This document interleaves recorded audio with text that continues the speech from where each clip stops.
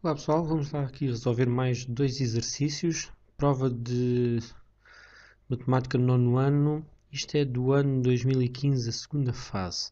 Então, temos dois exercícios de funções, o primeiro é do primeiro caderno em que se pode utilizar a máquina de calcular.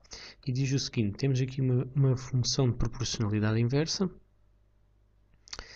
e a figura representa então o gráfico dessa função. O ponto de coordenadas 2, 5 pertence ao gráfico da função. É o ponto que aqui está assinalado, em que a abscissa é o número 2 e a ordenada é o número 5. O objetivo é determinar a ordenada, descobrir o y, do ponto do gráfico que tem a abscissa 3,2. Ou seja, vamos imaginar que o 3,2 se situa mais ou menos aqui, e o objetivo é descobrir este valor, esta ordenada. Então, sabemos que se trata de uma situação de proporcionalidade inversa, então sabemos que as grandezas são inversamente proporcionais, ou seja, temos o x, y. Sabemos um ponto que é dado em que quando o x é o número 2, o valor do y é o 5. Ou seja, podemos assinalar aqui o ponto 2, 5.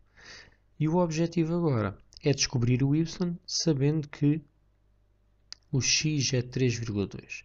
Então, numa situação de proporcionalidade inversa, sabemos que a constante de proporcionalidade é obtida pelo produto entre o x e o y.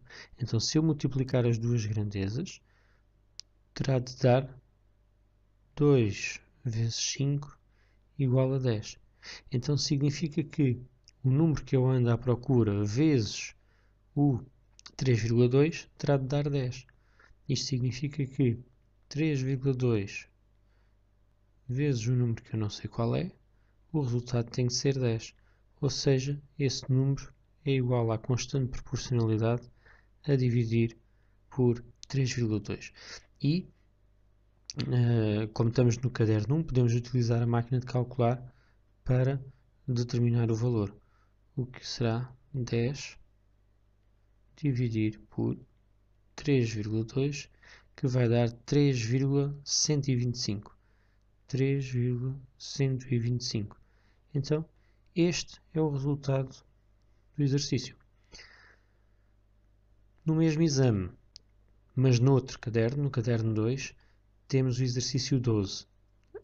Recordo que é o exercício que não podem utilizar a máquina de calcular. Então, temos aqui representado no referencial a reta AB e parte do gráfico de uma função f.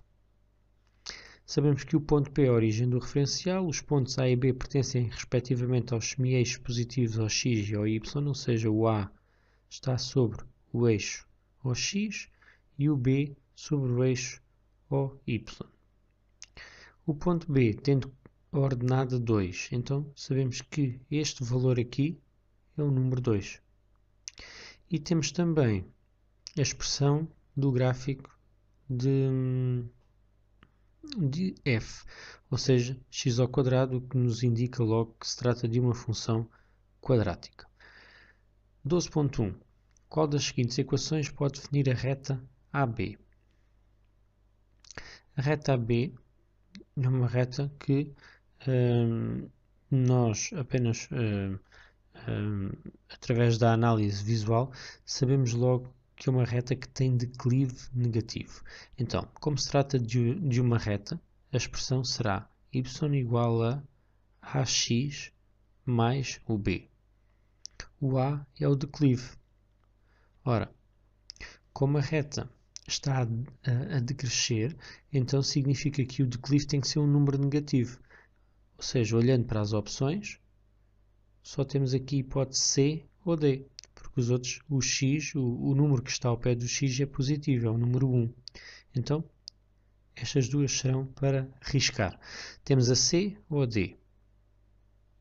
A diferença é que uma tem aqui o número 2 e outra o número 3. Ou seja, Estamos a falar do B.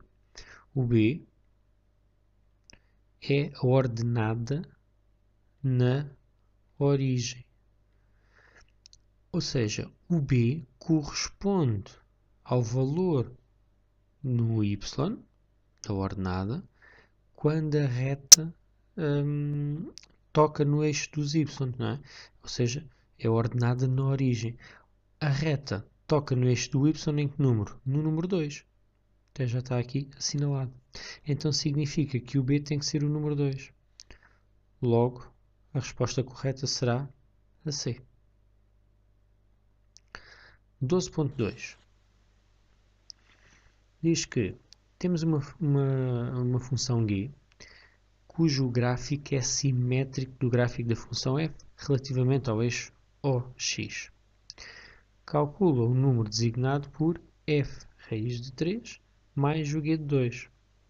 Bom, então vamos começar por calcular o f de raiz de 3.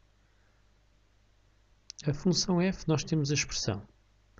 Ora, f raiz de 3 será no x, substituir o x por raiz de 3.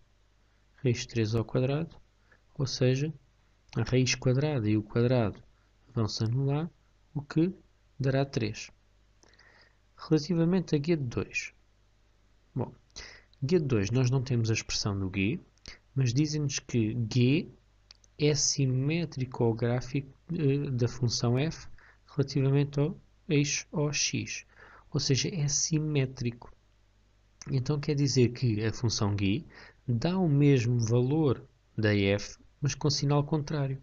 Ou seja, isto será a mesma coisa que f de 2 menos f de 2.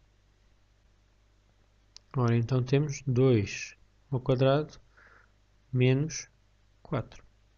Então agora podemos calcular f raiz de 3 mais g de 2. Ou seja, 3 menos 4, que irá dar menos 1. Então este será o resultado da linha 12.2.